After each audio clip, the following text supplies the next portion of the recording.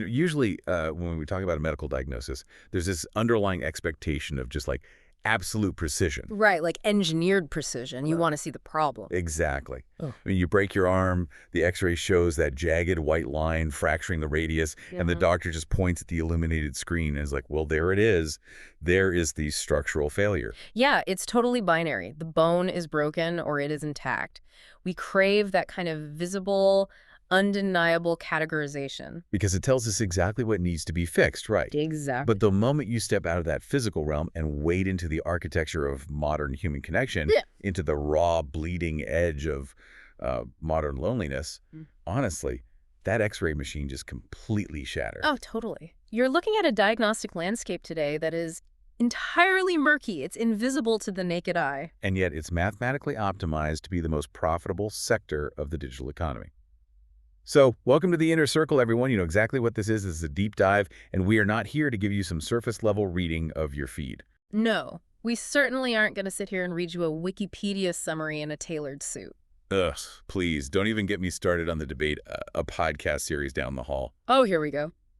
I mean, those button-up professionals love to set up their little 3-camera arrays and posture as thought leaders, acting like throwing on a blazer somehow elevates their performative nonsense into actual insight. It's all aesthetics for them. Exactly.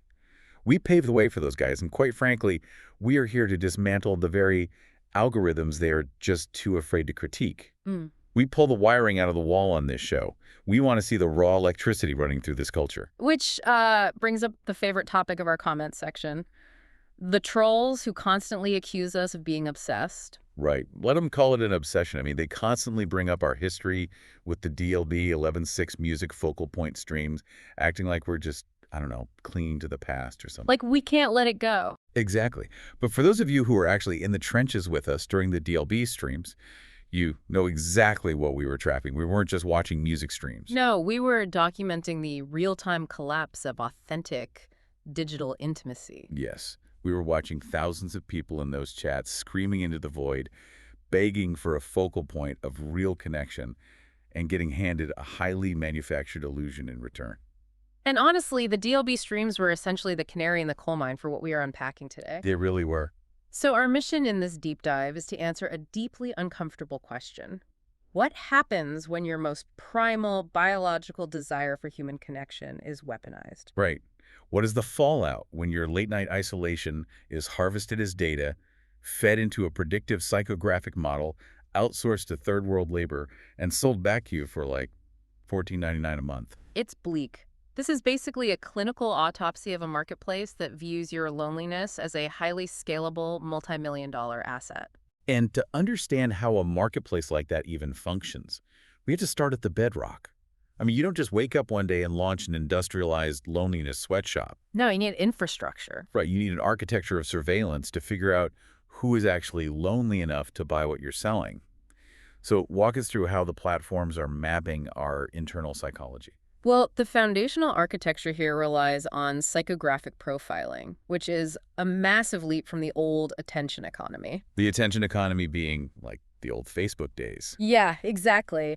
10 years ago, platforms just wanted your eyeballs. They wanted to keep you scrolling so they could serve you a banner ad for sneakers. Right, just basic impression metrics. Right. But today, they are harvesting a continuous, microscopic stream of your behavioral data to build a predictive model of your emotional vulnerabilities. And the core methodology they use to categorize you is the OCEAN framework. Okay, let's break down that acronym, because I know it stems from the Cambridge Analytica era, but the mechanics of it are still so misunderstood by the average user. For sure. So OCEAN stands for openness, conscientiousness, extroversion, agreeableness, and neuroticism. Okay, the big 5 personality traits. Exactly. What the algorithms do is translate your physical interactions with your screen into psychological scores across those 5 traits. And this is key. They don't need you to take a personality quiz to do it. That's the part that trips people up. Right. The sources indicate that these systems look at just 68 distinct data points to predict your acute levels of loneliness and personality vulnerabilities with 85% accuracy. Wait, stop right there. 85% accuracy from just 68 data points. Yeah, it's wildly efficient. If you are listening to this right now and thinking, well, I'm too smart to be profiled, Consider what a data point actually is in this context. It's not just what you click like on, is it? Not at all. I mean, a data point is the cadence of your typing. It's the fact that you typed out a harsh comment, held back, and deleted it. Oh. Yeah, which spikes your agreeableness and neuroticism score simultaneously. Or it's the gyroscopic sensor in your phone noting that you are lying completely flat in bed at 3 a.m. Jeez. It's the micro-hesitation when you linger on an ex's photo for 1.4 seconds longer than a stranger's photo. The algorithm aggregates all these silent, invisible choices. That is just terrifying. I mean, full disclosure, I've been in that dark place. It's 2 a.m., the blue light is hitting your face, and you just feel entirely disconnected from the physical world. We've all been there. Right. And I know when I'm vulnerable. Yeah. But you're saying the feed has quantified my vulnerability before I've even consciously articulated it to myself. The data strongly supports that conclusion. And more importantly, the data shows how aggressively that vulnerability is exploited once it's identified. Because they don't just sit on that data. No, emotionally vulnerable populations have a 2.3 times higher response rate to tailored persuasive messaging. 2.3 times. Right. When the system detects high neuroticism combined with indicators of isolation, it doesn't just show you random content. It serves you a specific flavor of parasocial interaction designed to bypass your critical thinking faculties entirely. Which brings us to the corporate players making massive financial bets on this exact profiling. I'm looking at the notes on Social Discovery Group or STG Lab. Yeah, STG Lab is a really fascinating case study in how this is being framed for investors right now. How so? Well, their CEO, a man who goes by the name Kudos, recently made a $20 million bet on virtual intimacy platforms. And the corporate messaging is so carefully sanitized. Of course it is. Kudos openly argues that his company isn't replacing human relationships. He claims they are expanding them into the digital frontier. Yeah, I am throwing a massive red flag on that word expanding. I'm incredibly skeptical of that. What proof does he offer that this is an expansion rather than just a desperate substitution? He points specifically to their app, Date My Edge, which targets older demographics.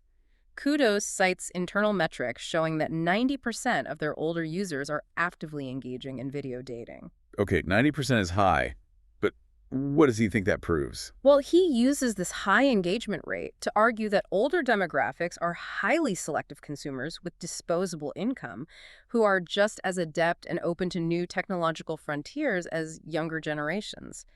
He frames it as a totally empowered choice. Oh my God, are these users highly adept pioneers of a new digital frontier, or are they just starving? That's the million-dollar question. I mean, think about the socioeconomic reality of the last decade. The physical third spaces where older generations used to socialize, like diners, community centers, local lodges, they have vanished or just become prohibitively expensive. They're completely gone in a lot of towns. Right. So calling someone an empowered, adept consumer because they use a video dating app in a localized vacuum is like calling someone a gourmet chef because they figured out how to use a microwave while trapped on a desert island. That's a brutal analogy, but yeah. They aren't thriving. They're surviving the collapse of their physical community. I mean, Kudos would likely counter that the platform provides a vital lifeline that wouldn't otherwise exist, effectively curing the isolation you're describing. But a lifeline you have to rent by the minute isn't a cure. It's a toll booth on human connection. That's entirely fair. Looking at the vanishing physical spaces for seniors, your desert island analogy holds a lot of weight. It is adaptation born out of necessity. Yeah, it really is. And once you recognize that platforms can not only identify your specific flavor of loneliness, but also monetize your adaptation to it, we have to look at where this technology is being applied most aggressively. Because it's not just seniors on dating apps. If the dating apps are the entry-level toll booth, then the creator economy is the industrialized metropolis of this phenomenon. We really need to dissect the illusion of parasocial friendship. Absolutely. The entire creator economy trades on the currency of manufactured intimacy. How do you define that psychologically? In media psychology, we define a parasocial relationship as a one-sided emotional bond formed between a viewer and a public persona. Like when you feel like you actually know a YouTuber. Exactly. You follow a lifestyle vlogger, you watch them brush their teeth in their morning routine video, you see their messy kitchen counter, and your brain chemically registers them as a member of your immediate tribe. And the path from scrolling that creator's feed to opening your wallet is entirely paved with that manufactured trust. It's a very short path, too. I will admit I have fallen for the mechanics of this myself. Like, A creator drops a quote-unquote no-filter selfie, or they film themselves crying in their car talking about their mental health struggles. It completely disarms your critical defenses. See, because it feels so raw. Right. You drop your guard because fundamentally, we are hardwired to believe that friends don't manipulate friends. Right, and that perceived vulnerability is a conversion tactic. It creates this psychological cocktail that mixes authority bias with social proof. How does that cocktail work? When a creator successfully blends the authoritative aura of an expert with the messy, relatable vulnerability of a best friend, the persuasive bypass is absolute. The viewer stops evaluating the product being sold and begins evaluating the relationship itself. Oh, wow. So buying the energy drink or the online course becomes an act of showing loyalty to a friend. Precisely. And once that loyalty is established, they pull the trigger on the anxiety levers, the scarcity cues. Oh, I hate the scarcity cues. Mhm. You suddenly see the countdown clocks on their Instagram stories. Yeah. Sold out in minutes.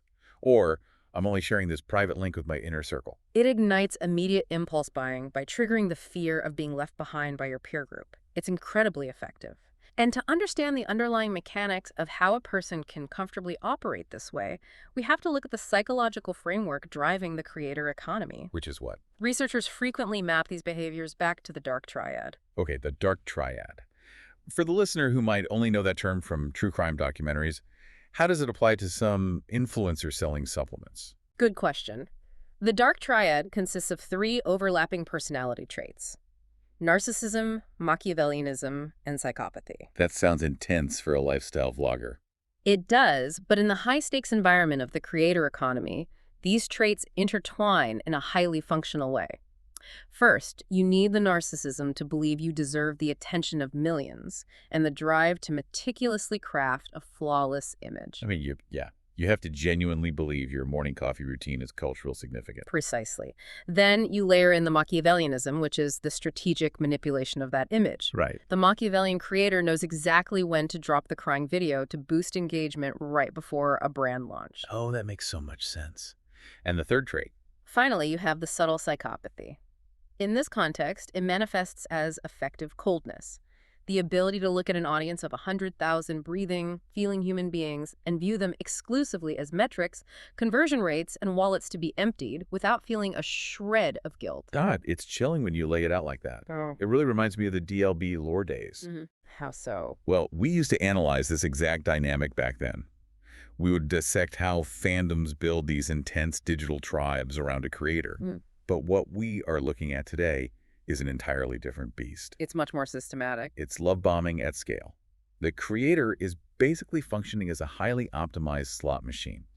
The polls are the daily vlogs, the payouts are the tiny moments of eye contact through the lens, and the currency the viewer is feeding into the machine isn't coins, it's their own dopamine. And just like a slot machine, the variable reward schedule keeps the user pulling the lever, hoping for a crumb of real connection that the machine is physically incapable of providing. It's tragic. But if the broader creator economy relies on these subtle, unspoken psychological tricks, like the crying in the car or the fake messy room, there has to be a platform that looked at this dynamic and decided to just strip away the subtlety entirely, right? Oh, absolutely. A platform that decided to hard code this parasocial bond into a direct subscription fee. You are describing the exact genesis of OnlyFans. Which brings us to the centerpiece of our deep dive today. The massive bait-and-switch lawsuit currently tearing through the platform's ecosystem. Right. But before we get into the legal filings, we have to establish the baseline of what OnlyFans is actually promising its users. Because the public perception is very different from the reality. Exactly. The defense you always hear online is, well, the guy's paying for this. No, it's fake. It's just adult entertainment. But the platform's own marketing tells a completely different story. What are they actually selling? They are explicitly selling authenticity and meaningful connection. The platform actively markets the premise of one-on-one bespoke interaction. The messaging is designed to convince the user that they are piercing the veil of the creator's public persona and entering their private, intimate life. You have the marketing quotes in the source files, right? Yeah. Read what these massive creators are actually telling their audience to get them to click subscribe. Yeah, the quotes are unambiguous. You have reality star Harry Jowsey doing a promotional push, promising, and I quote, "I'll also be able to talk to you one-on-one. We can chat every single day. Who knows where we'll take this?" Wow. Then you have Laura Vedder heavily emphasizing that her goal is to establish a bond. You have Hannah Nicole's promotional copy stating she loves getting to know her fans in the DMs. We can chat every single day. I mean, that isn't a pitch for a static photo gallery. That is a pitch for a relationship. That is a promise of sustained interpersonal dialogue. And that promise of dialogue is where the actual wealth is generated. Explain that, because people think it's just the subscription fee. Right. The financial reality of how top creators make their money completely shatters the public perception of the platform. Most people assume OnlyFans is just a subscription business. You pay $10 a month, you see the feed. Right. But subscriptions only make up about 40% of a top creator's revenue. Wait, 60% of the revenue is coming from outside the subscription fee? Yes. The vast majority of the wealth is generated through single, micro-targeted purchases. We're talking pay-per-views, digital tips, and paid direct messages. The DMs. Yes. The volume of cash flowing through these private DMs is staggering. Top creators like Mia Malkova have reported pulling in $285,000 in a single month. Unbelievable. Danny Harwood historically reported seven-figure annual incomes. This isn't pocket change, it is an industrialized transfer of wealth. And that massive, unregulated flow of wealth, based on the promise of getting to know you in the DMs, is exactly the powder keg that ignited the class action lawsuit. Right, NZLV Phoenix International Limited. Because these subscribers are draining their bank accounts under the deeply ingrained, completely reasonable assumption that a direct message implies a direct real-time communication between two human beings. And the lawsuit provides a clinical look at the financial devastation this illusion causes. Let's hear some of the specifics. The filings detail specific plaintiffs who bought into the marketing. There is a plaintiff identified as BL, who initially subscribed to a creator named Brianna Armbrister for a standard $14.99 a month. Which seems pretty harmless. But the ecosystem is designed to upsell. He was drawn into the DMs and ended up tipping an additional $87. He tipped another creator, Mathilde Tentup, $294.31. He tipped Anna Louise $160.67. Okay, I want to pause on that specific transaction. Tipping $294.31. It's extremely specific. It is a highly specific emotional number. You don't tip nearly $300 for a pre-recorded video. You tip that amount because the person in the DM has convinced you that they are having a bad day, or they need help with rent, or that they're just feeling so uniquely close to you that you want to show your devotion. Exactly. It is a financial transaction masking as an act of digital chivalry. It really is. And the lawsuit outlines another plaintiff, SM, who paid $100 for what was billed as a VIP subscription to Brecky Hill. The tier explicitly promised elevated personal access. And what did he get for his $100? What he actually received was a standard picture of her face. And when he took to the DMs to complain about the bait and switch, he was met with absolute silence. Wait, why the silence? If the whole game is stringing the guy along to extract more tips, why ignore a VIP subscriber? Because the person managing the DM inbox at that moment wasn't Brecky Hill. Right. It likely wasn't a woman, and whoever it was didn't have a script for handling a furious customer demanding the intimacy he was promised. Of course not. And the lawsuit takes this a step further, detailing how OnlyFans itself allegedly provides the software infrastructure to facilitate this mass deception. They highlight a feature called the Vault. The Vault. This is where this goes from slightly shady marketing to a full-blown psychological operation. Explain how the Vault works. The Vault is an internal tool that allows the account operator to store a massive repository of mass-produced content. Its primary function is memory. Like a digital filing cabinet. Right. It tracks exactly which photo or video has already been sent out over DMs to which specific fan. Think about it. If an account has 80,000 subscribers, the operator cannot possibly remember if they sent fan number 4502 the video in the red dress or the blue dress. Right, a human couldn't track that. Exactly. So the Vault prevents the operator from accidentally sending the same exclusive "just film this for you" video to a fan twice, which would instantly destroy the illusion of a bespoke connection. And it is the digital equivalent of an escalator. Right. I mean, the platform gets your foot on the first step with a low-friction subscription, and before you even realize you're moving, the momentum of the sunk cost fallacy and the flawless memory of the Vault software carries you up to the VIP tier. It's seamless. It's CRM software. It's customer relationship management built exclusively for loneliness. These guys are logging on, thinking they are buying a backstage pass to a creator's actual life, but they are just buying a ticket to a call center. Which forces us to confront the logistical reality of the operation. Right. If the creators, the women whose faces and bodies are plastered across these accounts, are not the ones sending thousands of hyper-personalized, flirtatious messages every hour, who is physically on the other end of the keyboard? Exactly. Who is typing, I can't stop thinking about you at 3 in the morning to a mechanic in Ohio? Enter the agency ecosystem. This is a shadow industry often referred to by the dystopian moniker e-pimps. Gross. The lawsuit drags several heavy hitters into the light. We are talking about Moxie Management, Unruly, Siren Agency, Content X, and Verge Agency. There is even an agency called ASH, which is owned by Riley Reid. Wait, Riley Reid, the performer? Yes, a performer who is herself in the top 0.01% of creators on the platform. That's wild. Now, when these agencies pitch their services to creators, they use incredibly sanitized corporate speak, right? Like they advertise full service messaging and fan site support. But when you strip away the branding, what are they actually providing? They are providing industrialized chatter sweatshops. And to grasp the surreal day-to-day reality of this labor, we rely on the undercover journalism conducted by Brendan Kerner for his Wired cover story. Oh, this article is legendary. It's aptly titled, "She has 80,000 subscribers, but she always has time for you." Kerner didn't just interview people. He actively went undercover and got hired by one of these agencies as a secret OnlyFans chatter. The details of his onboarding process are just mind-bending to me. Walk us through the training of a professional impersonator. When Kerner was hired, he wasn't just told to log in and be friendly. He was handed a comprehensive character dossier. Like a spy. Literally. He was assigned to play the role of a 21-year-old university student. The agency required him to spend hours memorizing a sprawling background memo so his interactions would remain consistent across thousands of conversations. What kind of details did he have to know? He had to memorize her favorite programming language, her preferred sushi roll, and her favorite classic rock band. And didn't he literally have to memorize the exact geometric width of her rear end? Yes, he did. Because that is a question fans frequently ask, and the answer has to match what the chatter on the previous shift told them.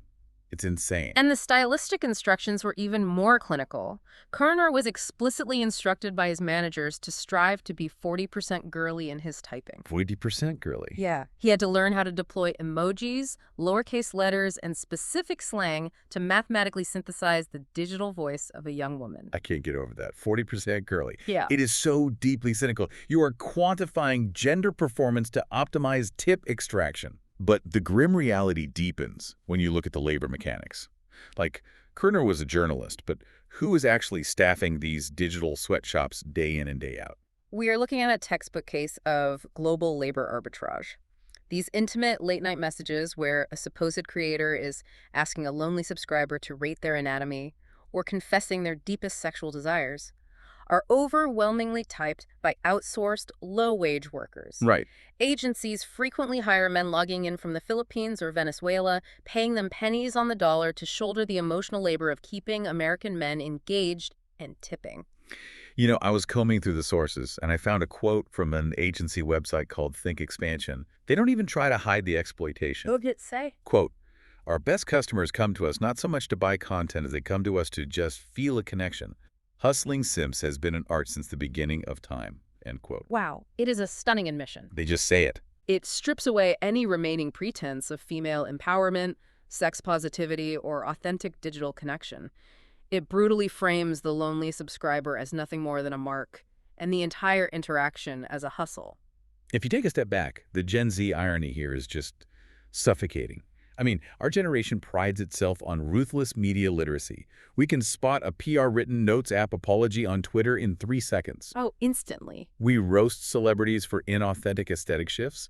Yet simultaneously, you have an entire population of men out here pouring their deepest emotional trauma into a DM box managed by a 45-year-old guy in Caracas named Hector, who's just desperately trying to hit his daily messages sent KPI so he can feed his family. It's a profoundly sad, hollow ecosystem. The tragedy of Hector in Caracas is profound, but the technological reality is that Hector is already becoming obsolete. What do you mean? The e-pimp model, built on human sweatshops, is fundamentally flawed from a capitalist perspective. Outsourced human labor is still too slow. Wow, even the sweatshops aren't efficient enough. Right. Humans require sleep. Humans make typographical errors that break the illusion. And crucially, humans suffer from intense psychological burnout. when forced to absorb the concentrated trauma and loneliness of thousands of desperate men for 8 hours a day. So the agencies do what every industry does. When human labor becomes a bottleneck, they move to the next frontier of automation. Exactly. We are officially entering the era of the AI automated intimacy stack. This is no longer about hiring enough people to manage the illusion. This is about scaling the illusion to infinity using specialized code. And if you're listening and thinking, well, an AI can't hold a believable conversation about someone's bad day at work, you need to hear what this software is actually capable of. Let's break down the AI tech stack, because these tools are designed exclusively to run these creator accounts on autopilot. What is the foundational layer? The foundation of the automated stack is a software called Super Creator. It runs about $99 a month, and it acts as the central nervous system of the operation. It is an incredibly aggressive OnlyFans CRM. Okay, what does it track? Super Creator tracks exactly how much a specific fan spends, the exact hour of the day they are most likely to log on, and the specific genres of content they typically unlock. And it automates the behavioral nudges, right? Like if a fan who usually spends $50 a week goes quiet for 5 days, Super Creator automatically fires off a win-back message. Like, hey, missed you lately, is everything okay? Exactly. But the most devious feature is how Super Creator sequences historical pay-per-view content. Explain that. If a creator has a highly lucrative video that she filmed 6 months ago, Super Creator registers that a new subscriber who joined yesterday has never seen it. The software automatically pulls that old video from the archive and feeds it to the new fan in a direct message, framing it as brand new, exclusive content. So the human creator hasn't filmed anything new, but the fan experiences the rush of receiving a real-time, bespoke update. Right. So Super Creator manages the inventory and the timing, but who is writing the actual 40% girly messages now that Hector is out of a job? That is handled by the next layer in the stack, which is GPTs. For $39.99 a month, GPTs replaces the human chatter entirely. Just completely replaces them. Yes. It is a generative AI trained specifically to generate NSFW sales prompts, chat scripts, and complex pricing negotiation sequences. And the reason it is so effective is that it has perfect memory. Perfect memory. That's the scary part. GPTs looks at the fan's entire behavioral history, remembers a detail the fan mentioned 3 weeks ago about their dog, and seamlessly weaves that detail into a hyper-personalized, flirtatious script designed to extract the maximum possible tip. Oh my God. A human creator with 80,000 subs could never remember your dog's name. The AI does, which paradoxically makes the AI feel more attentive and real than the actual human ever could. That is the crucial mechanism right there. The perfection of the AI's memory creates an intimacy that human biology is literally incapable of sustaining at scale. Absolutely. But wait, what happens when the fan demands new visual proof? If they want a photo of the creator holding up today's newspaper or wearing a specific outfit? That brings us to the visual hallucination engine, SOZI. SOZI is an AI content studio purpose-built for the loneliness economy. How's it work? The creator uploads a handful of reference photos of their face and body. The AI internalizes the geometry of the creator. From then on, the software generates entirely new photorealistic images of the creator in different outfits, different bedrooms, different lighting setups. So you literally do not need physical photo shoots anymore. Not at all. The $14.99 starter plan gives an agency about 30 generated images, but the $149.99 agency plan provides up to 450 images, 3 different character slots, and 5 team seats for managers to coordinate the hallucination. Let's just synthesize this workflow because it is terrifyingly efficient. You use Buffer and standard ChatGPT to manage the top-of-funnel promotional spam on Twitter and TikTok. Right, to cast the net. Right. That drives the lonely traffic to the OnlyFans page. Super Creator catches them at the door and tracks their wallet. GPTs builds the emotional bond and negotiates the tips. And SOZI generates the photographic proof of the person they think they're talking to. Exactly. The actual human woman whose face is on the account doesn't even need to be awake. She is completely removed from the loop of her own intimacy. And we know exactly how the agencies measure the success of this loop. They do not track fan satisfaction or relationship depth. They operate purely on clinical metrics. Which are what? The primary KPI is messages per hour. The industry standard for a healthy, profitable account is to hit 50 to 70 messages an hour. That pacing is insane. A message a minute. And here's the fascinating operational detail. If the volume exceeds 70 messages an hour, agency managers assume the human chatter is cutting corners, likely just copying and pasting generic responses, which degrades the illusion. Right, a human can't type that fast and be authentic. Exactly. That upper limit of human capability is exactly where the AI bots step in to handle the extreme volume seamlessly. The financial target for this automated system sits between $50 to well over $100 per hour per active chatter thread. This entire system relies on what the sources call the monetization funnel. It's effectively a psychological grooming process. The monetization funnel is a masterpiece of dark UX design. Content is rigorously categorized by metrics like PPV open rate and revenue per send. It functions like a digital pressure cooker. You have stage 1 content. This is low-friction, low-price material, like a $3 photo. The mechanism here is to warm the user up, to break the seal on their wallet. Just to get that first transaction. Exactly. Once they cross the threshold of becoming a paying customer, their psychological posture shifts. You move them to stage 2, mid-tier interactions, and eventually, once they are fully isolated and relying on this AI for their daily serotonin, you hit them with stage 4 high-ticket content. The VIP stuff. The $200 personalized VIP experiences. The fan genuinely believes they are organically deepening a relationship, but they're just being systematically moved along a conveyor belt by a string of Python code. A software system designed by engineers who view human emotion not as a complex state of being, but purely as an exploitable vulnerability to be optimized. Which demands we ask a vital question regarding the architects of this system. What kind of person builds the infrastructure for this scalable deception? Where does this ethos of viewing people as meat metrics originate? We have to look at the DNA of the pioneers in this space to find our answer. Right. To truly understand the psychological profile of the entrepreneurs who thrive in the loneliness economy, we have to examine the career of Andrew Bachman. He is the blueprint. He is the archetypal architect of deception. Bachman's resume is an absolute masterclass in the evolution of the digital grist. Walk us through his origin story. Bachman started an online advertising company called Tato Media right out of his dorm room at Babson College. A dorm room startup. Classic. Classic. He rode the early wave of digital ad tech, growing Tato Media into a massive entity that he eventually sold for a reported $60 million.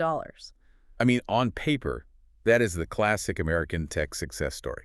The smart college kid in a hoodie disrupting the industry. It is the perfect Silicon Valley narrative, until the Federal Trade Commission kicks in the door. The FTC smackdown. I love diving into these federal filings. What exactly was the golden boy doing to make that $60 million? Bachman's spectacular downfall came when he pleaded guilty to federal charges for orchestrating a massive mobile cramming scheme. Okay, let's define the mechanism of mobile cramming for the listener, because it highlights the exact same psychological exploit used in the OnlyFans funnel. Cramming is when a company buries unauthorized hidden charges deep within a user's monthly phone bill. Right. You click a link for a free ringtone or a daily horoscope text, and suddenly, buried on page 4 of your Verizon bill, there is a recurring $9.99 monthly charge for a premium subscription you never agreed to. And the brilliance and the malice of the cramming model is that it relies entirely on consumer fatigue. It is a business built on the calculated bet that people are too overwhelmed to read the fine print. Yeah, nobody reads the fine print. Exactly. And that a $9 charge is just small enough that most people won't spend 3 hours on hold with their phone company to dispute it. It is the weaponization of friction. Perfectly said. Anyway, Bachman was caught, faced severe financial penalties, and ultimately agreed to a $12 million FTC settlement that involved asset forfeiture. But the FTC raid isn't even the best part of the Bachman story. The ultimate irony, the detail that proves we are living in a simulation written by the most cynical comedy writer alive, is what Bachman was doing while the mobile cramming scheme was at its peak. Oh, this is the best part. From 2011 to 2012, right before the FTC brought the hammer down, Andrew Bachman served as the president of a website called scambook.com. I cannot emphasize this enough. Scambook.com was a platform explicitly created to help consumers report scams and file disputes against fraudulent companies. He built a fortress of consumer protection to serve as the facade for his own consumer exploitation. The absolute audacity. The guy running the internet's premier scam complaint registry is simultaneously getting raided by the federal government for running a $12 million mobile cramming ring. It's wild. But you see why we bring him up. This is the exact same DNA coursing through the veins of the ePimp agencies today. It is the identical psychological profile. Yep. They look you in the eye, they sell you intimacy, they use buzzwords like empowerment and safe spaces, while they are literally running a sophisticated bait-and-switch operation using GPTs to drain your checking account. Yep. They use the language of care to execute the mechanics of theft. It is the privatization of trust, followed immediately by the rapid liquidation of that trust for capital. But if you are sitting there thinking the irony stops with the scammers themselves, I have to introduce the final layer of this ecosystem. Oh, please do. Because the rot of automation hasn't just infected the predators, it has deeply compromised the very systems of justice attempting to hold them accountable. Yes. We have reached the postmodern punchline of the deep dive. This is the moment the simulation entirely breaks down. Let's pivot back to the NZV Phoenix lawsuit. This is the massive, righteous class action legal crusade. The plaintiffs are suing OnlyFans and the agency operators for fraudulently using AI bots and human chatters to fake authenticity. They're suing the machines to protect the lonely men of the internet. It is a noble cause. The law firm leading this charge is Hagens Berman, spearheaded by a lead attorney named Robert Carey. And given the massive scope of the lawsuit and the complex AI infrastructure they were trying to expose, Carey relied heavily on a co-counsel named Celeste Boyd to draft the crucial opposition briefs against the OnlyFans corporate defendants. Now, we need to be clear about the human element here. The source material notes that Celeste Boyd was dealing with severe personal trauma at the time.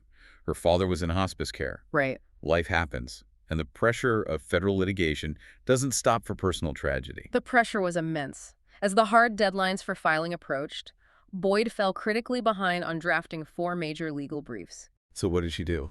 In her desperation to meet the court's deadlines and manage her personal crisis, she turned to a technological tool to help her synthesize the research and generate the text. She used ChatGPT. She used ChatGPT to write a federal lawsuit. She used the AI to draft large substantive portions of the opposition briefs, to merge disparate sections of legal argument, and to analyze complex legal research regarding fraud. And nobody caught it. Well, because Robert Carey deeply trusted Boyd, because her historical work over the years was known to be meticulously researched, the partners at Hagens Berman did not perform a rigorous line-by-line site check on the documents before filing them. They didn't check the AI's work. They filed heavily AI-hallucinated briefs into the federal court system in a massive class action lawsuit specifically dedicated to exposing the fraudulent and deceptive use of AI. You literally cannot write a script this absurd. The high-powered lawyers suing the AI ePIMs for faking human connection used a generative AI to fake their own legal expertise. It's incredible. We have reached a state of total, cascading systemic collapse. It is turtles all the way down. Nobody is at the wheel of the culture anymore. It perfectly encapsulates the entire architecture we've been deconstructing for the last hour.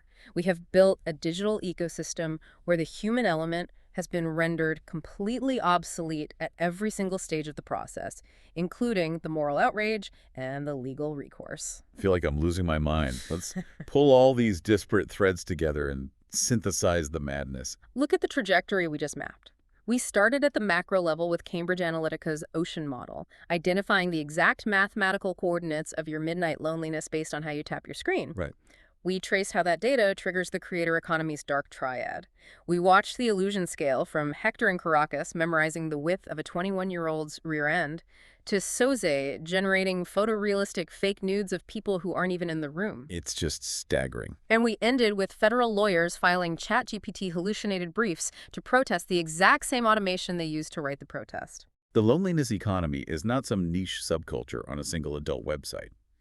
It is the defining symptom of a culture that has successfully mechanized human emotion to the point of absolute, crushing absurdity. We have optimized away the friction of real relationships, the awkwardness of actual dating, the risk of real rejection.